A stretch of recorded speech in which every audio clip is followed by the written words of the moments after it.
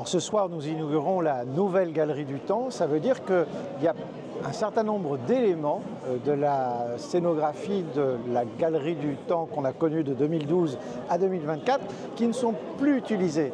Et la formidable idée qui a été pensée par le Louvre-Lens, par l'association Muse-Nord, eh bien c'est plutôt que de jeter ces éléments scénographiques, c'est au contraire de les proposer à un réemploi à l'ensemble des musées de la région.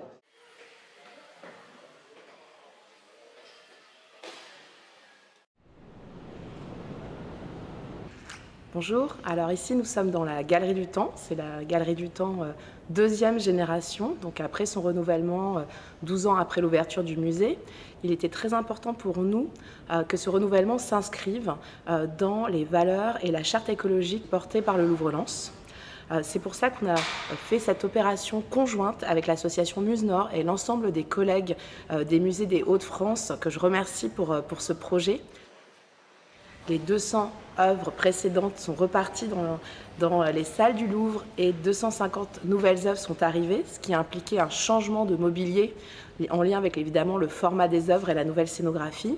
Et pour nous, c'était important de continuer dans cette politique d'éco-conception que l'on applique déjà aux expositions du Louvre-Lens.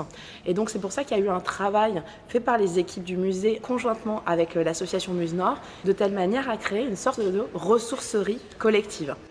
Notre idée était d'ouvrir à l'ensemble des institutions qui le souhaitaient la possibilité de donner une seconde vie à ce mobilier première génération. Et c'est ainsi qu'une quinzaine d'institutions ont choisi de reprendre du mobilier, ce qui fait que quasiment 70% du mobilier de la première génération de la Galerie du Temps a une seconde vie, soit au Louvre-Lens, soit dans ces 15 institutions. L'association Muse-Nord, c'est l'association des professionnels des musées des Hauts-de-France. C'est un réseau actif qui regroupe les professionnels de près de 90 musées sur l'ensemble du territoire. Et elle a pour mission à la fois d'accompagner les musées dans la valorisation des collections, mais aussi dans le partage des connaissances, des bonnes pratiques, et dans l'accompagnement des professionnels dans un monde en transition.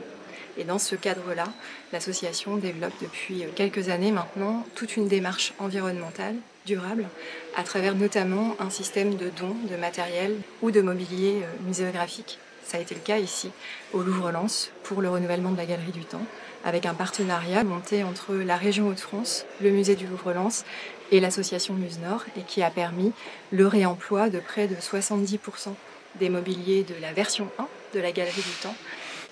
C'était un moment important pour nous, c'est une réelle satisfaction d'avoir participé à cette étape parce que c'est ancré dans les valeurs de l'association. Il y a un mouvement de solidarité fort quand les grandes structures aident les structures un peu plus petites.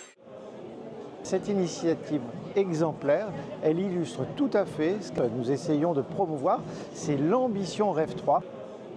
Il s'agit aussi d'une connexion entre les musées de la région et le Louvre-Lens. Et c'est pour cela qu'avec Xavier Bertrand, avec Frédéric Motte, qui est le conseiller délégué en charge de l'ambition Rêve 3, eh bien, j'étais très heureux de souligner cette belle action aujourd'hui même, le jour où nous présentons la nouvelle Galerie du Temps ici au Louvre-Lens.